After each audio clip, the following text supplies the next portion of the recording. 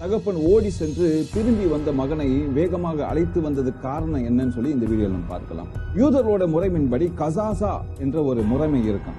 அப்பா அம்மாவோட பேச்சை கேட்காமல் வீட்டை விட்டு வெளியேறுவது, குடும்பத்துக்கு அவமானத்தை கொண்டு வருகிற பிள்ளைகள் எப்பொழுது வீட்டுக்கு திரும்பி வருகிறார்களோ அப்பொழுது அந்த ஊர்ல இருக்க எல்லா ஜனங்களும் என்ன பண்ணுவாங்கன்னா ஒரு பானை எடுத்து சென்று அந்த பிள்ளைக்கு முன்பாக உடைத்து, எங்களுக்கு நீ இந்த உடைந்து போன பானையை போலதான் ஒன்றுக்கும் உதவாதவன் அந்த பிள்ளைய சபிப்பார்களாம். அதனால்தான் தகப்பன் என்ன பண்றாரு, மற்றவங்க ஓடி போய் அந்த பிள்ளைக்கு முன்பாக அந்த பானையை உடைத்து கசாசா என்ற முறைமையின்படி அவனை சபிப்பதற்கு முன்பாக ஓடி சென்று அவனை அழைத்து வருகிறாராம். இயேசுவிடத்துல அன்பு வைக்கணும் அப்படி சொல்லி நீங்க திரும்பி வரும்போது எல்லாரும் உங்களை குறை சொல்லலாம், ஆனா தகப்பனாகிய இயேசு கிறிஸ்து முன்பாக ஓடி வந்து அனைத்து தம்முடைய ரத்தத்தினாலே உங்களை கழுவி சுத்தமாக்கி வீட்டுக்கு அழைத்து வர வேண்டும் சொல்லி பிரியப்படுகிறார்.